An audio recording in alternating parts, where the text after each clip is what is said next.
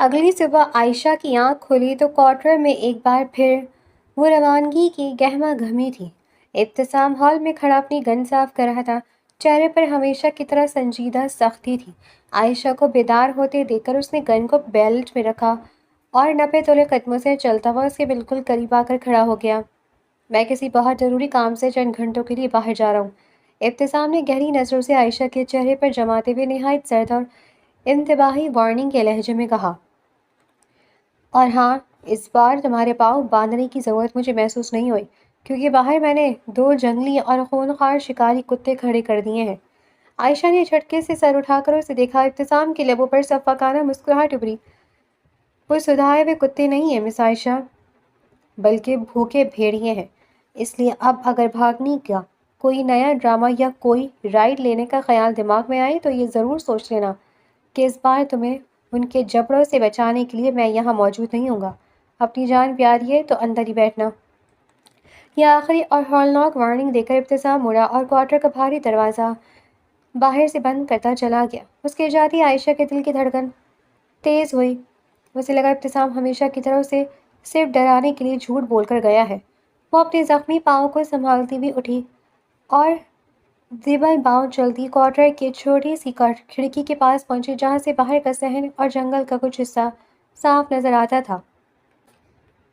عائشہ نے ڈرتے ڈرتے باہر جھانکا اور باہر کا منظر دیکھتے ہی خوف کے مارے اس کا خون جم گیا۔ کچی مٹی پر ٹھیک کوارٹر کے دروازے کے سامنے 2 بڑے کالے اور انتہائی ہولناک نظر آنے والے شکاری کتے زنجیروں میں بندھے کھڑے تھے۔ ان کی آنکھیں خون کی طرح سرخ تھیں، ان کے منہ سے رال ٹپک رہی تھی اور وہ رہ رہ کر اپنے تیز دانت نکال کر غرا رہے تھے۔ ان کا جثہ کسی چھوٹے چیتے جتنا تھا اور ان کی صفاقی دور سے ہی عیاں تھی۔ عائشہ نے فوراً کھڑکی سے پیچھے ہٹ کر اپنے سینے پر ہاتھ رکھا اور اس کا دل پاگلوں کی طرح دھڑک رہا تھا۔ یا اللہ، یہ پروفیسر تو واقعی جلاد نکلا۔ وہ خوف سے بدحواسی میں واپس بستر کی طرف بھاگی اور سمٹ کر بیٹھ گئی۔ اب تو واش روم کی کھڑکی کھلی ہو یا پورا دروازہ، میں یہاں سے 1 انچ بھی باہر نہیں نکلوں گی، کہیں اس بار بھاگنے کے چکر میں جان سے ہاتھ نہ دھونا پڑ جائے۔ وہ گھٹنوں میں سر دیے باہر کتوں کی خوفناک غراہٹیں سنتی بالکل خاموش بیٹھ گئی، کیونکہ وہ جانتی تھی کہ اس بار اگر وہ باہر گئی تو یہ اس کی زندگی کی آخری غلطی ہوگی۔ شام کے سائے گہرے ہو رہے تھے جب ابتسام تیز قدموں سے چلتا وہ واپس کوارٹر کی طرف لوٹا۔ دور سے ہی اس کی گہری نظریں صحن پر پڑی، جہاں وہ دونوں ہولناک شکاری کتے زمین پر بالکل پرسکون بیٹھے آرام سے اپنی دم ہلا رہے تھے۔ انہیں دیکھ کر کوئی نہیں کہہ سکتا تھا کہ یہ وہی خونخوار بھیڑیے ہیں جو صبح غرا رہے تھے۔ کتوں کو یہ پرسکون دیکھ کر ابتسام نے اطمینان کا سانس لینا چاہا، لیکن جیسے ہی اس کی نظر کوارٹر کے مرکزی دروازے پر پڑی، اس کے قدم یکدم جم گئے۔ کوارٹر کا بھاری دروازہ، جسے وہ صبح خود باہر سے لاک کر کے گیا تھا، اس وقت پورا کھلا ہوا تھا اور اندر گھپ اندھیرا تھا۔ ابتسام کے پورے وجود میں خطرے کی سنسنی دوڑ گئی۔ کسی بڑی گڑبڑ کا احساس ہوتے ہی اس نے جھپٹ کر اپنی بیلٹ سے گن نکالی اور طوفانی رفتار سے کوارٹر کے اندر داخل ہوا۔ عائشہ! عائشہ! اس نے ہال میں داخل ہوتے ہی گرجدار آواز میں پکارا، لیکن اندر مکمل ہولناک خاموشی تھی۔ وہ تیزی سے عائشہ کے کمرے کی طرف بڑھا، پھر کچن اور واش روم کا چکر لگائے۔ کوارٹر کا ایک ایک کونا خالی تھا، عائشہ وہاں موجود نہیں تھی۔ ابتسام نے گن والے ہاتھ کو نیچے کیا اور گہرا سانس لیتے ہوئے سوچنے لگا۔ اس کے چہرے پر اس بار غصہ نہیں تھا جو عائشہ کے بھاگنے پر ہوتا تھا، بلکہ گہری تشویش تھی۔ کہیں عائشہ خود نہیں بھاگی اس بار؟ اس نے بے یقینی سے اپنے آپ سے کہا۔ وہ باہر کھڑے ان کتوں سے بری طرح خوفزدہ ہوئی ہوگی۔ وہ ان کے ہوتے ہوئے کبھی باہر قدم رکھنے کی ہمت نہیں کر سکتی تھی۔ تو پھر کیا میران آفریدی یہاں تک پہنچ گیا؟ کیا زاہد آفریدی نے؟ یہ خیال آتے ہی ابتسام کی مٹھیاں بھیج گئی، لیکن اگلی پل اس نے کھلے دروازے سے باہر صحن میں بیٹھے کتوں کی طرف دیکھا اور اس کا ذہن بری طرح کلک کر گیا۔ اگر عائشہ کے گھر والے یا پولیس یہاں پہنچتے تو یہ کتے اس طرح آرام سے دم نہ ہلا رہے ہوتے۔ یہاں گولیوں کی بوچھاڑ ہوتی، کتے مر چکے ہوتے، یا پھر پورا جنگل ان کی چیخوں سے گونج رہا ہوتا، لیکن باہر سب کچھ بالکل نارمل تھا۔ عائشہ خود نہیں بھاگی اور اس کے گھر والے بھی۔ اچانک جیسے اس کے دماغ میں بجلی کوند گئی ہو، اس کے کانوں میں کل صبح فون پر ہونے والی اپنی ماں کی تیکھی جلی کٹی آواز گونجی۔ اس لڑکی کو ابھی کے ابھی یہاں میرے پاس لاؤ، 20 سال کا حساب پورا کرنا ہے مجھے۔ ابتسام کا چہرہ خوف اور صدمے سے سفید ہو گیا۔ اس نے غصے اور بے بسی کی شدید عالم میں سامنے رکھی لکڑی کی میز پر پوری قوت سے اپنا ہاتھ مارا۔ ٹھا! ماں! اس کے حلق سے گھٹی ہوئی غصیلی آواز نکلی۔ یہ آپ کو نہیں کرنا چاہیے تھا، آپ نے بہت بڑی غلطی کر دی، جلد بازی کر دی۔ وہ جانتا تھا کہ ان کتوں کو صرف اس کی ماں یا ان کے خاص آدمی ہی جانتے تھے، اس لیے وہ کتے بغیر کوئی آواز کیے خاموش رہے تھے۔ عائشہ اب اس کی قید میں نہیں تھی، بلکہ اس کی ماں کی اس ہولناک نفرت کی آنکھ کے حوالے ہو چکی تھی، جہاں سے 20 سال پرانا انتقام ابل رہا تھا۔ اور عائشہ جیسی معصوم لڑکی وہاں ایک پل بھی محفوظ نہیں تھی۔ ابتسام نے ایک سیکنڈ بھی ضائع نہیں کیا، اس نے گن واپس بیلٹ میں ارسی اور غصے کے ساتھ کوارٹر سے باہر نکل گیا، تاکہ اس سے پہلے کہ بہت دیر ہو جائے وہ اپنی ماں کے قہر سے عائشہ کو بچا سکے۔ اندھیرا، ہربس اور سیمنٹ کی سرانڈ۔ عائشہ اس وقت ایک خستہ حال بیسمنٹ یعنی تہہ خانے میں لوہے کی ایک سخت کرسی پر بندھی ہوئی تھی۔ اس کے نازک چہرے پر زخموں کے گہرے نیلے نشان تھے، ہونٹ تک ہونا پھٹا ہوا تھا جہاں سے خون بہہ کر اس کی ٹھوری پر جم چکا تھا۔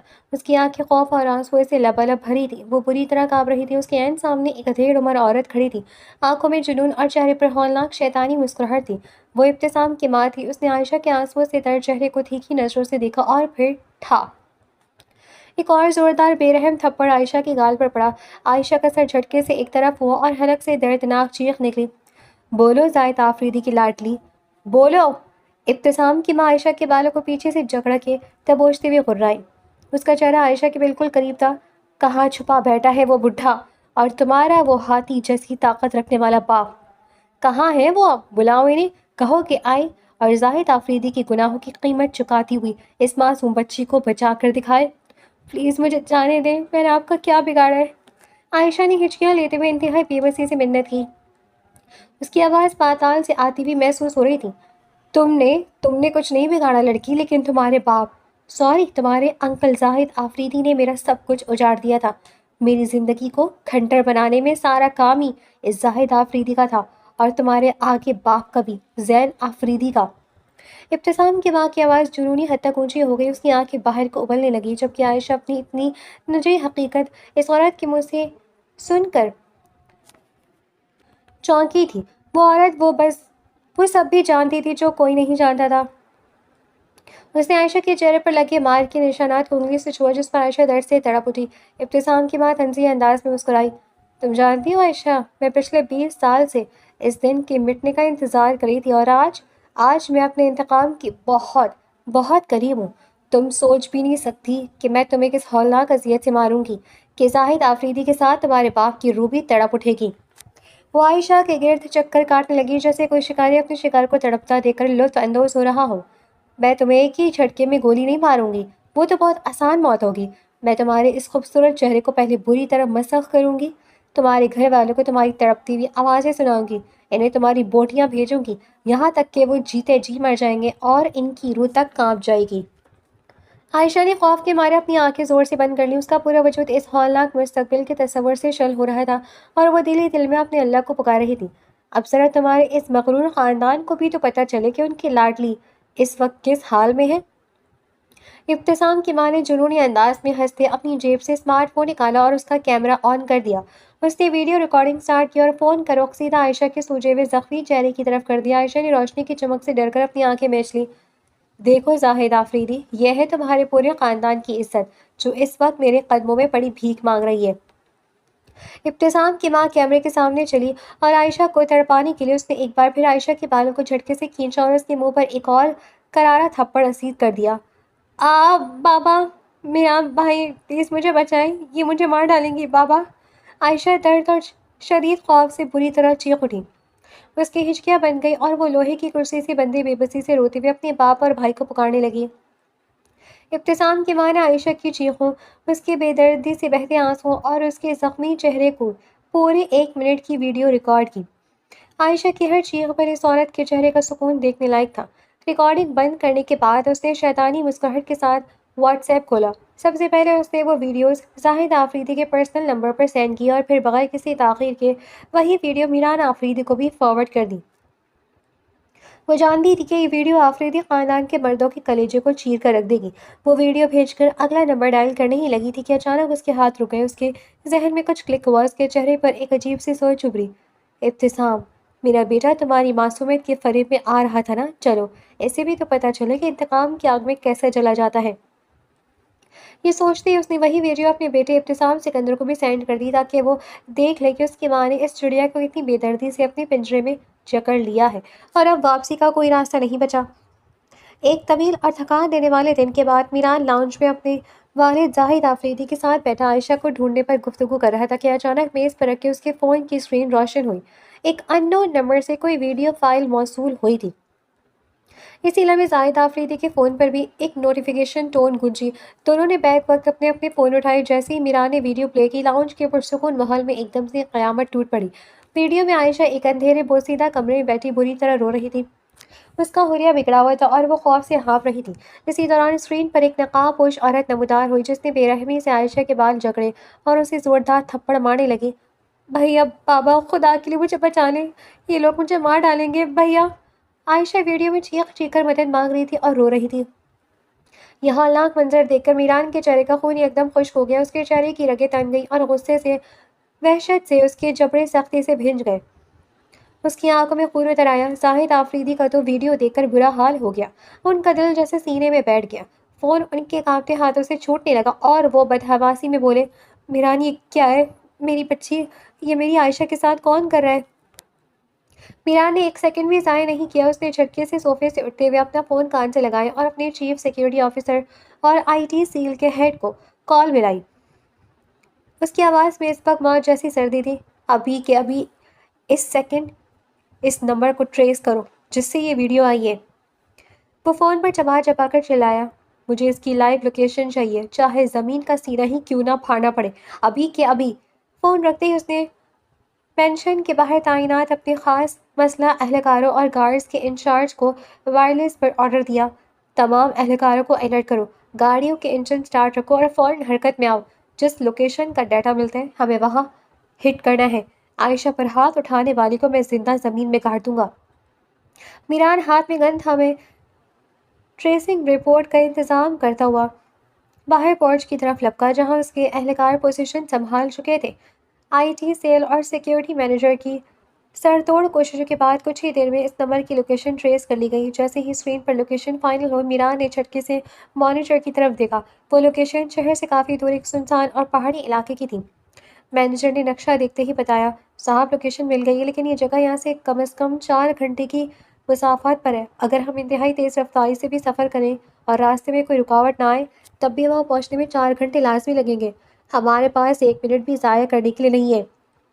मीरान ने गरजदार आवाज़ में कहा और फ़ौरन पुलिस के आला हुकाम को लोकेशन शेयर करते हुए हरकत में आने का हुक्म दिया। सायरन बजाती पुलिस की गाड़ियाँ और मीरान के अपने मसला एहलकारों का काफिला मेंशन के पोर्ट से तेज़ रफ्तारी के साथ बाहर निकला। मीरान खुद अगली गाड़ी में बैठा पुलिस के साथ लाइव लोकेशन मॉनिटर कर रहा था ताकि इस 4 घंटे के तवील सफ़र को जल्द से जल्द तय किया जा सके। दूसरी तरफ पेंशन में जाहिद आफरीदी की हालत गैर हो रही थी। वो अपनी मासूम बेटी को इस हाल में देखकर घर पर हाथ धरे नहीं बैठ सकते थे। उन्होंने फ़ौरन कबीर को कॉल की, कबीर, फ़ौरन आओ, हमें मीरान के पीछे जाना है। जाहिद आफरीदी ने बदहवासी में कहा। जब खास मुलाजिम ने आगे बढ़कर इन्हें रोकने की कोशिश की, जाहिद साहब, मीरान साहब सख्त मना करके गए हैं कि आप घर से बाहर नहीं निकलेंगे, वहाँ ख़तरा हो सकता है, और मीरान साहब अकेले सब संभाल लेंगे, आप प्लीज़ यहीं रुकें। नहीं, मेरी बेटी वहाँ तड़प रही है, मैं यहाँ बैठकर तमाशा नहीं देख सकता। मीरान मना करता है तो करता रहे, तुम बस गाड़ी स्टार्ट करो, जाहिद आफरीदी ने चीख कर कहा। उसने फ़ौरन चाबियाँ उठाई और गाड़ी पोर्च में लगा दी।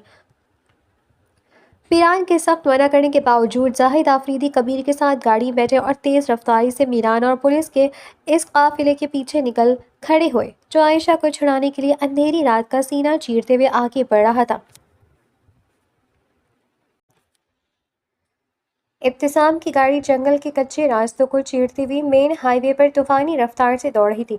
उसका एक हाथ स्टीयरिंग पर था और दूसरा हैंड ब्रेक पर। चेहरे पर हवाइयाँ उड़ रही थीं और वो दीवाना वार रैश ड्राइविंग कर रहा था। उसका दिमाग आयशा के अचानक गायब होने और अपनी माँ के मुमकिन कदम के खौफ से बुरी तरह फट रहा था। इसी पल डैशबोर्ड पर रखे उसके फ़ोन की स्क्रीन रोशन हुई और व्हाट्सएप का मखसूस नोटिफिकेशन टोन गूंजा। उसने सरसरी नज़र डाली तो भेजने वाला नाम देखकर उसके हाथ लम्हे भर को लरसे। उसने फ़ोन उठाया, लॉक खोला और चैट विंडो सामने आती जैसे उसके सीने पर किसी ने भारी भत्ता रख दिया हो। उसकी माँ ने उसे एक वीडियो भेजी थी। इब्तिसाम ने जैसे ही प्ले पर क्लिक किया, फ़ोन के स्पीकर से आयशा की एक लर्ज़ा खेज़ और दर्दनाक चीख उभरी। بابا، میران بھائی پلیز مجھے بچائیے، مجھے مار ڈالیں گے۔ ویڈیو کے اندر عائشہ کا معصوم خوبصورت چہرہ نیلے زخموں سے چور تھا، ہونٹ سے خون بہہ رہا تھا اور وہ لوہے کی کرسی سے بندھی بدحواسی میں رو رہی تھی۔ اور پھر اگلے ہی لمحے اس کی ماں کا ہاتھ عائشہ کے چہرے پر پڑتے دیکھ کر ابتسام کا دل زوردار دھچکے کے ساتھ جیسے دھڑکنا بھول گیا۔ اس سنگ دل شاطر انسان نے زندگی میں کبھی ایسی تکلیف، ایسا درد محسوس نہیں کیا تھا۔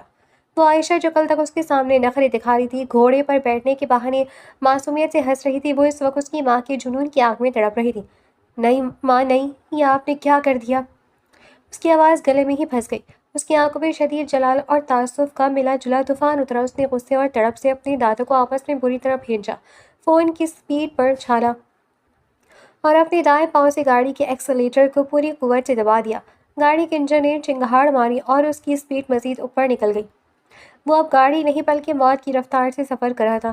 اسے اپنی ماں کی لوکیشن تک جلد پہنچنا تھا، اس سے پہلے کہ اس کی ماں عائشہ کی سانسوں کی ڈور ہمیشہ کے لیے توڑ دیتی۔ تہخانے کے حفظدہ فضا میں ابتسام کی ماں کا وحشیانہ جنون اب اپنے عروج پر پہنچ چکا تھا۔ عائشہ کا رو رو کر برا حال تھا، لیکن اس عورت کے دل میں رحم نام کا ایک قطرہ تک نہیں ابھرا۔ اس نے زمین پر گرا سیب اٹھایا اور اسے عائشہ کے سر پر ٹکا دیا۔ تمہیں پتہ ہے لڑکی، مجھے بچپن سے نشانہ بازی کا بہت شوق تھا، اور آج میں زاہد آفریدی کی لاٹھی کے سر پر نشانہ لگاؤں گی۔ اس نے شیطانی مسکراہٹ کے ساتھ فون کا کیمرہ دوبارہ آن کیا اور ایک ہاتھ سے چھوٹی ریوالور نکال کر عائشہ کے سر پر رکھ کے سیب کی طرف اتان لی۔ نہیں، خدا کی رحم سب مت کرے، پاپا مجھے بچائیں، کوئی ہے، پلیز مجھے جانے دیں، میں مر جاؤں گی۔ عائشہ موت کو اپنے اتنے قریب دے کر پناہ مانگتے ہوئے بری طرح چیخنے لگی۔ اس نے اپنی آنکھیں زور سے میچ لیں۔ ابتسام کی ماں نے جیسے ہی گولی چلانے کے لیے ٹریگر پر انگلی دبائی، ٹھیک اسی سیکنڈ بیسمنٹ کا بھاری لوہے کا دروازہ ایک ہولناک دھماکے سے کھلا۔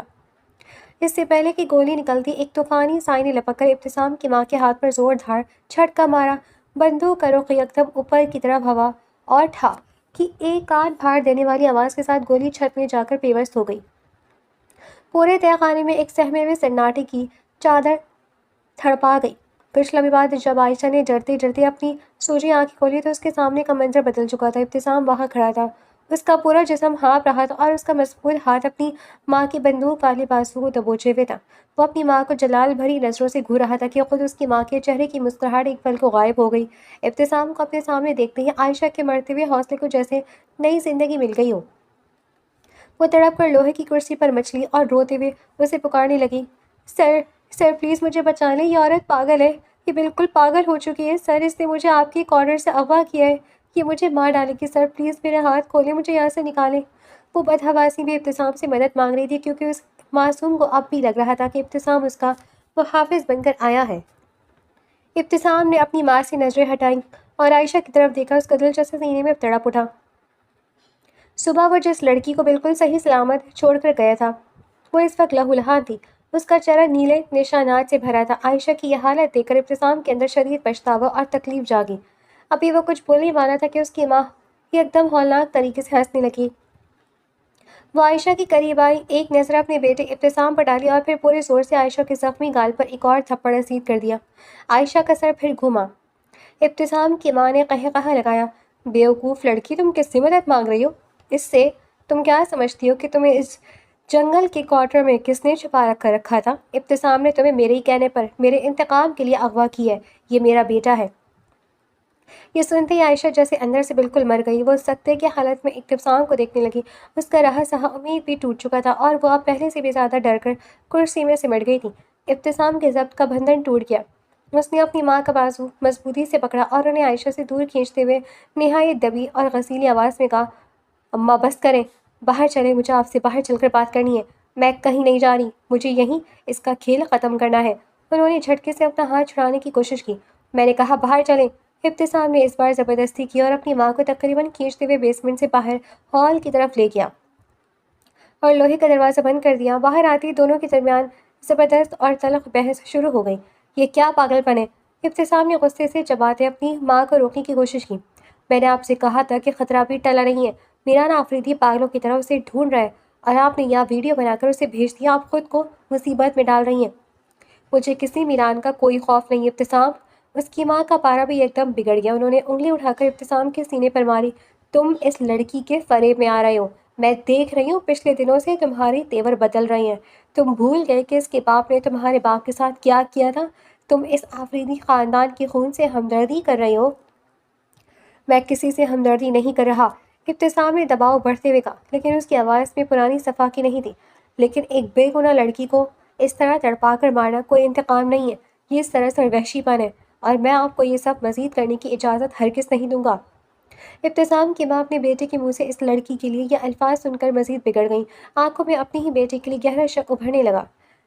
ہسپتال پہنچتے میران کے مینیجر نے فرنٹ ڈیسک اور اکاؤنٹس ڈپارٹمنٹ کا رخ کیا اور چند ہی منٹوں میں 15 لاکھ روپے کی بھاری رقم جمع کرا کر سرجری کے تمام بلز اور ڈیوز کلیئر کر دیے۔ ہسپتال کی انتظامیہ جو اب تک فنڈز نہ ہونے کی وجہ سے آپریشن روک کر بیٹھی تھی، رقم جمع ہوتے ہی محترک ہو گئی اور حاجی صاحب کو فوراً آپریشن تھیٹر منتقل کر دیا گیا۔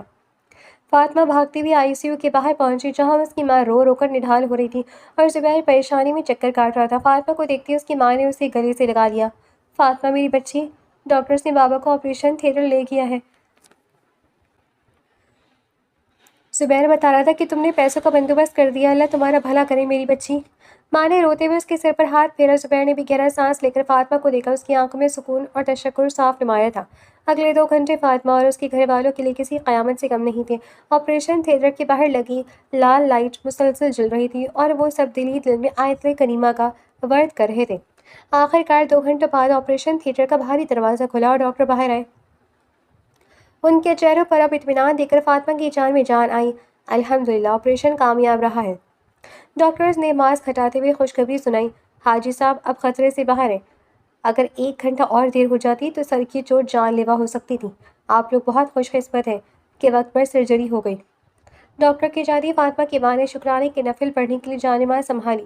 جب وہ فارغ ہوئی تو انہوں نے فاطمہ کا ہاتھ تھاما اور زبیر کی طرف دیکھتے ہوئے بولی، فاطمہ میں تو میران کو نہ جانے کیا کیا سمجھتی رہی، سچ تو یہ ہے کہ وہ انسان نہیں، ہمارے لیے فرشتہ بن کر آیا ہے۔ اتنی بڑی رقم اس نے بنا کچھ سوچے تمہارے کہنے پر بھجوا دی۔ زبیر سچ کہتا تھا، وہ تمہارا شوہر ہے اور اس کا دل بہت بڑا ہے، اللہ اسے عمر دراز کرے اور تم دونوں کو ہمیشہ خوش رکھے۔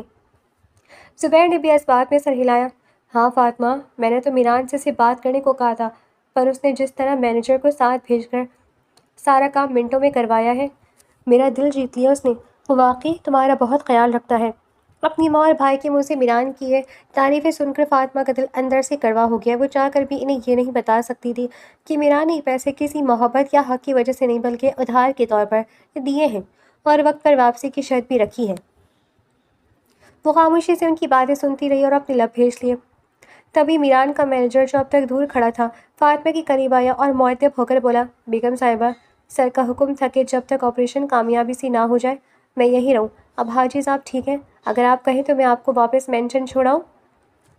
فاطمہ نے اپنے آنسو صاف کیا اور مینیجر کی طرف دیکھ کر سنجیدگی سے کہا، نہیں آپ جا سکتے ہیں، میں ابھی واپس نہیں جاؤں گی، میں اپنی ماں اور بابا کے پاس یہیں ہسپتال میں رہوں گی جب تک بابا کو ہوش نہیں آ جاتا۔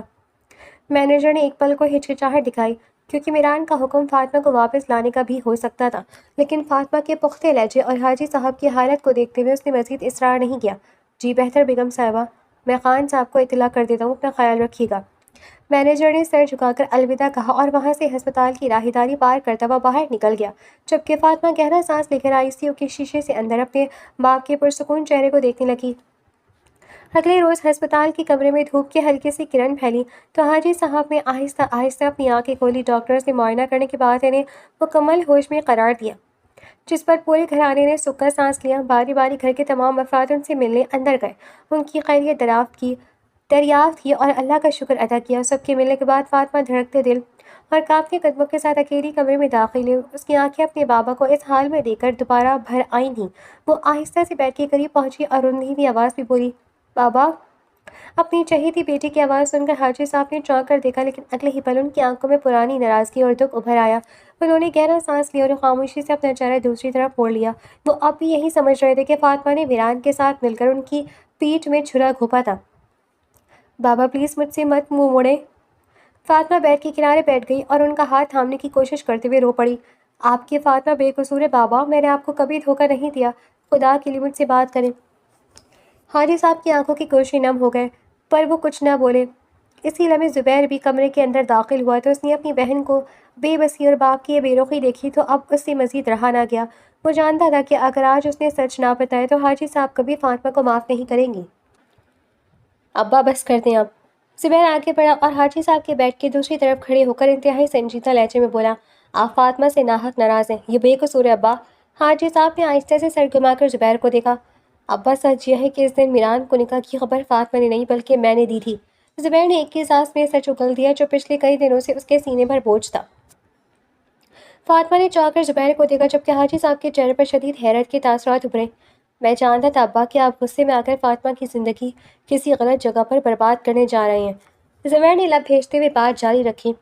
میران اس سے نکاح کرنا چاہتا تھا اور وہ اس کا خیال رکھ سکتا تھا، اس لیے میں نے خود اسے فون کر کے سب بتایا تھا۔ فاطمہ کو تو اس بات کا علم تک نہیں تھا، وہ تو وہاں زبردستی لائی گئی تھی۔ آپ بلا وجہ اپنی معصوم بیٹی کو گنہگار گار سمجھ کر بیٹھ گئے۔ زبیر کی بات سن کر حاجی صاحب کے چہرے پر جیسے زلزلہ آ گیا۔ وہ سکتے کی حالت میں کبھی زبیر تو کبھی فاطمہ کے روتے ہوئے چہرے کو دیکھنے لگے۔ ان کا غصہ جو پہاڑ کی طرح تھا سچائی کی ایک ضرب سے ریت کی طرح بیٹھنے لگا۔ اور ابا ایک اور بات، زبیر نے حاجی صاحب کا ہاتھ اپنے ہاتھ میں لیتے ہوئے کہا، اس کی آواز میں اب میران کے لیے احترام تھا۔ آپ کا یہ جو اتنا بڑا آپریشن ہوا ہے نا، یہ بھی میران کی وجہ سے ہی ممکن ہوا ہے۔ ڈاکٹرز نے فوراً 15 لاکھ روپے مانگے تھے، ہمارے پاس کچھ نہیں تھا، گھر بھی نہیں بک رہا تھا۔ یہ فاطمہ ہی تھی جو اپنے سارے گلے شکوے بھول کر میران کے پاس گئی اور میران نے ایک پل ضائع کیے بغیر اپنے مینیجر کو ہسپتال بھیجا اور سارے اخراجات خود اٹھائے۔ اگر آج وہ پیسے نہ دیتا تو شاید ہم آپ کو کھو چکے ہوتے۔ کمرے میں یکدم گہرا سناٹا چھا گیا۔ زبیر کے ایک کے بعد ایک انکشاف نے حاجی صاحب کو ہلا کر رکھ دیا تھا۔ وہ خاموش ہو گئے، ان کی نظریں چھت کی طرف اٹھ گئیں، آنسو ان کی کن پٹیوں سے بہتے تکیے میں جذب ہو رہے تھے۔ وہ جس بیٹی کو آگ کر چکے تھے، اسی بیٹی نے ان کی جان بچائی تھی، اور جس مرد کو وہ اپنا دشمن سمجھ رہے تھے وہی ان کا محسن ثابت ہوا تھا۔ حاجی صاحب نے کچھ دیر کے لیے اپنی آنکھیں بند کر لیں، جیسے وہ اس سچ کو اپنے اندر اتارنے کی کوشش کر رہے ہوں۔ حاجی صاحب کی طبیعت میں جیسے جیسے سدھار آنے لگا، دن گزرتے گئے۔ فاطمہ پورا ایک ہفتہ ہسپتال میں اپنی ماں اور بابا کے پاس ہی رہی۔ جب حاجی صاحب کو ICU سے رو میں شفٹ کیا گیا تو وہ ان کی دیکھ بھال کے لیے دن رات وہیں موجود رہتی اور ضرورت پڑنے پر اپنے مائکے چکر لگاتی۔ اس پورے ایک ہفتے کے دوران نہ تو فاطمہ نے میران سے کوئی رابطہ کرنے کی کوشش کی اور نہ ہی وہ ایک بار بھی مینشن کی طرف گئی۔ دوسری طرف سے میران شاہ نے مکمل خاموشی اختیار کر رکھی تھی، نہ اس کا کوئی فون آیا اور نہ ہی کوئی میسج۔ وہ دونوں جیسے ایک دوسرے کے لیے وجود ہی نہیں رکھتے تھے۔ البتہ ایک فاطمہ کے لیے ایک بات بہت حیران کن تھی، میران کا مینیجر روزانہ باقاعدگی سے ہسپتال آتا تھا۔ وہ دور کھڑے ہو کر ڈاکٹر سے حاجی صاحب کی رپورٹس ڈسکس کرتا اور پھر بہت مؤدب ہو کر فاطمہ یا زبیر کے پاس آ کر پوچھتا، بیگم صاحبہ اگر ہسپتال میں کسی بھی چیز کی ضرورت ہو یا کوئی دوا باہر سے منگوانی ہو تو آپ پلیز مجھے بتا دیں۔ فاطمہ ہر بار سرد لہجے میں شکریہ، کسی چیز کی ضرورت نہیں ہے کہہ کر اسے رخصت کر دیتی۔ وہ اچھی طرح جانتی تھی کہ یہ مینیجر خود سے نہیں آ رہا، اسے بھیجنے والا میران ہی ہے جو دور رہ کر بھی اس پر اپنی نظر رکھے ہوئے تھا۔ میران کا یہ انداز فاطمہ کو جتاتا تھا کہ وہ جہاں بھی چلی جائے میران کے حصار سے باہر نہیں نکل سکتی۔ آخر کار ایک ہفتہ مکمل ہونے کے بعد ڈاکٹرز نے حاجی صاحب کا آخری معائنہ کیا اور ان کی تسلی بخش حالت کو دیکھتے ہوئے ہسپتال سے ڈسچارج کرنے کی منظوری دے دی۔ ہسپتال سے چھٹی ملنے کے بعد زبیر نے گاڑی کا بندوبست کیا۔ فاطمہ نے اپنا سارا سامان سمیٹا۔ اس کے ذہن کے کسی کونے میں یہ وہم تھا کہ شاید مینیجر اسے واپس مینشن چلنے کا کہے گا، لیکن مینیجر نے صرف دور کھڑے ہو کر حاجی صاحب کو الوداعی سلام کیا اور وہاں سے چلا گیا۔ فاطمہ نے سکھ کا سانس لیا۔ وہ میران کے قید خانے کے بجائے اپنے بابا اور ماں کے ساتھ اپنے اسی پرانے اور مانوس گھر کی طرف روانہ ہو گئی جہاں بچپن سے اب تک اس کی کائنات بستی تھی۔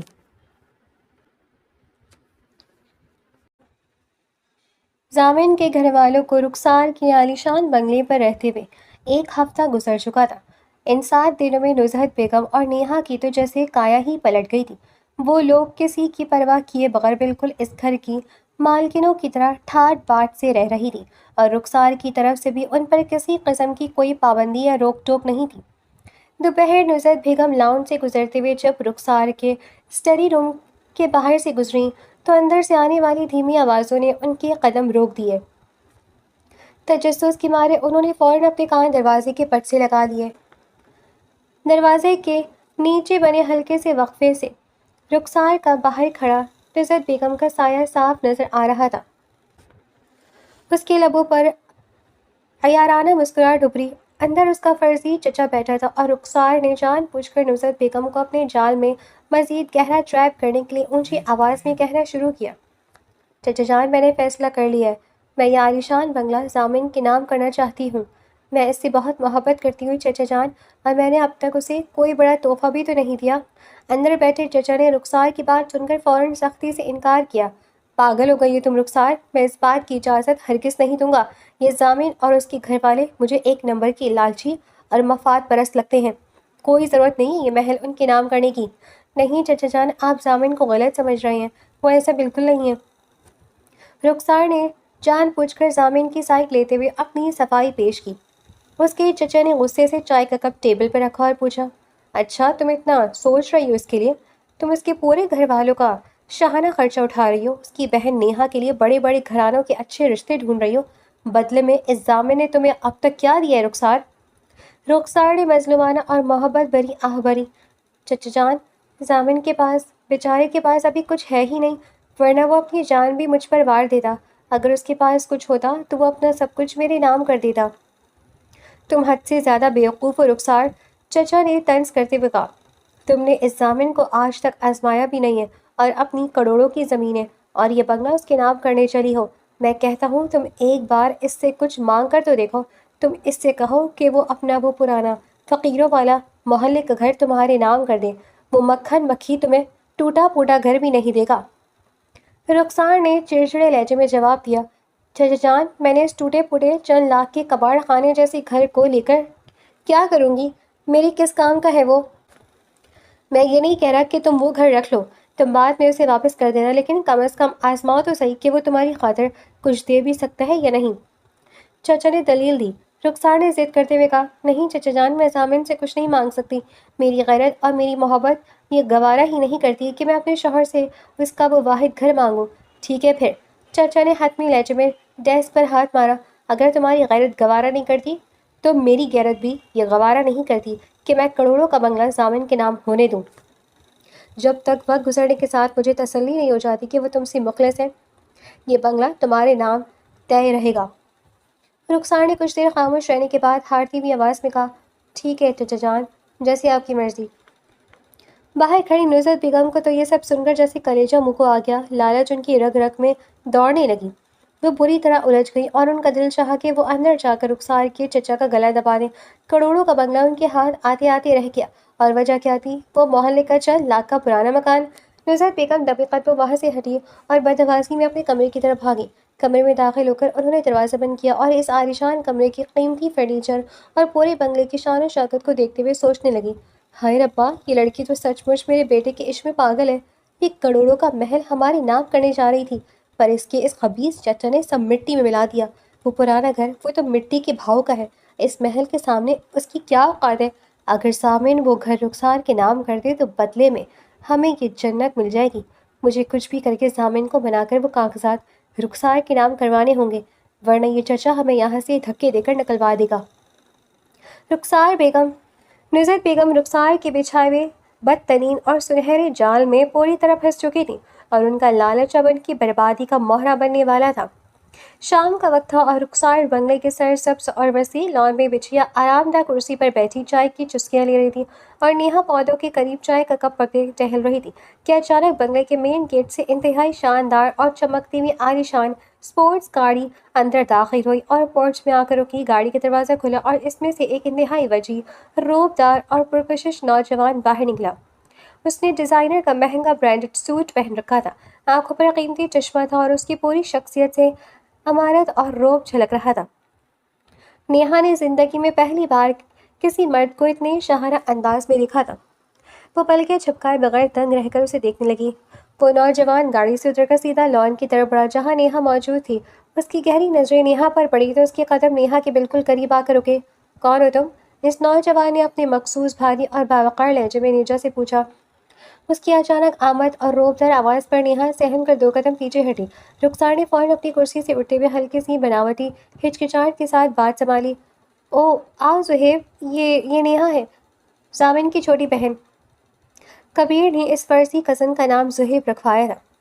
پھر رخسار نے نیہا کی طرف دیکھ کر اس کا تعارف کروایا، نیہا یہ زہیب ہے، میرے کزن، شہر کے بہت بڑے بزنس ٹائکون ہیں، زیادہ تر ملک سے باہر ہی رہتے ہیں۔ صہیب نے نیہا کو سر سے پاؤں تک گہری پراسرار نظروں سے دیکھا اور اندر جانے کے لیے مڑا، لیکن دروازے کے پاس پہنچ کر وہ اچانک رکا، مڑ کر نیہا کی طرف دیکھا اور دل فریب مسکراہٹ کے ساتھ بولا، nice to meet you Neha, تمہاری سادگی واقعی بہت خوبصورت ہے۔ یہ سنتے ہی نیہا کا دل جیسے زور سے دھڑک اٹھا۔ اتنے بڑے امیر بزنس ٹائکون کے منہ سے اپنی تعریف سن کر اس کا چہرہ شرم اور حیا سے یکدم سرخ پڑنے لگا۔ وہ نظریں جھکا گئی اور زہیب باوقار قدم اٹھاتا ہوا بنگلے کے اندر چلا گیا۔ 2-3 گھنٹے گزر چکے تھے۔ نیہا اپنے کمرے میں جانے کے بعد بھی مسلسل زہیب کے بارے میں ہی سوچ رہی تھی۔ وہ اپنے دل کو سنبھالتی ہوئی ایک بار پھر کسی بہانے سے لان میں آئی تو اسی لمحے زہیب اندر سے الوداعی ملاقات کر کے واپس باہر آ رہا تھا۔ نیہا کو لان میں کھڑا دیکھ کر زہیب کے قدم ایک بار پھر اس کی طرف بڑھ گئے۔ وہ نیہا کے بالکل سامنے آ کر کھڑا ہوا اور دھیمی پرکشش آواز میں بولا، میں ویسے عام طور پر کہیں زیادہ آتا جاتا نہیں ہوں اور نہ ہی کسی سے اتنی جلدی گھلتا ملتا ہوں، پر سچ کہوں تو آپ سے مل کر مجھے بہت اچھا لگا۔ نیہا نے دھڑکتے دل کے ساتھ اوپر دیکھا جہاں زہیب کی آنکھیں صرف اسی کو دیکھ رہی تھیں۔ زہیب نے اپنی بات جاری رکھتے ہوئے کہا، میں بہت جلد دوبارہ یہاں آؤں گا اور یہاں آپ بھی اگلی بار رخسار کے ساتھ میرے مینشن ضرور آئیے گا، مجھے خوشی ہوگی۔ نیہا اس قدر بڑے خواب کو حقیقت بنتا دیکھ کر اندر سے نہال ہو گئی۔ وہ شرم کے مارے کچھ بول نہ سکی۔ اس نے بس ایک پیاری سی مسکراہٹ کے ساتھ خاموشی سے اپنا سر ہلا دیا۔ زہیب نے اسے ایک آخری بار دیکھا، مسکرایا اور اپنی عالیشان گاڑی میں بیٹھ کر بنگلے سے روانہ ہو گیا۔ نیہا گاڑی کو دور جاتے دیکھتی رہی جبکہ رخسار دور کھڑی دل ہی دل میں مسکرا رہی تھی کہ اب ضامن کی بہن بھی کبیر خان آفریدی کے بچھائے ہوئے حسن کے جال میں گرفتار ہو چکی تھی۔ رات کے گہرے سناٹے میں نصرت بیگم نے اپنے کمرے کا دروازہ اندر سے بند کیا اور نیہا اور ضامن کو اپنے پاس بیڈ پر بلایا۔ امی خیر تو ہے؟ اس وقت اتنے خفیہ طریقے سے کیوں بلایا ہے ہمیں؟ ضامن نے انگڑائی لیتے ہوئے پوچھا۔ نصرت بیگم ان کے قریب ہوئی اور دھیمی پراسرار آواز میں بولی، آج دوپہر جو میں نے اپنے ان کانوں سے سنا ہے نا، وہ سن کر تمہاری عقلیں ٹھکانے آ جائیں گی۔ میں رخسار کے اسٹڈی روم کے باہر سے گزر رہی تھی۔ وہاں وہ اپنے چچا سے بات کر رہی تھی۔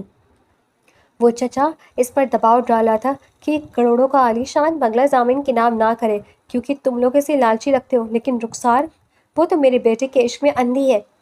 وہ ضد کر رہی تھی کہ وہ یہ پورا محل ضامن کے نام کرے گی۔ یہ سن کر ضامن اور نیہا کی آنکھیں پھٹی کی پھٹی رہ گئیں، لیکن نصرت بیگم نے بات جاری رکھی۔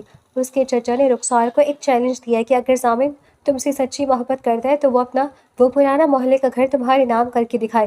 رخسار کی غیرت نے تو مانگنے سے انکار کر دیا، اس لیے میں سوچ رہی ہوں ضامن کہ ہم خود ہی وہ ٹوٹا پھوٹا ملیحہ کا لایا ہوا منحوس گھر رخسار کے نام کر دیں۔ کیا؟ نیہا نے فوراً جھٹکے سے انکار میں سر ہلایا۔ نہیں امی، بالکل نہیں، وہ ہمارا واحد گھر ہے، ہم اسے ایسے کیسے کسی کے نام کر سکتے ہیں؟ ضامن کے چہرے پر بھی ناگواری آئی۔ امی، نیہا ٹھیک کہہ رہی ہے، رخسار کے پاس تو پہلے ہی سب کچھ ہے، میں اپنا وہ اکلوتا گھر اسے کیوں دوں؟ میں بھی اس بات کے حق میں نہیں ہوں۔ نصرت بیگم نے غصے سے ضامن کے سر پر ہلکی سی چپت لگائی۔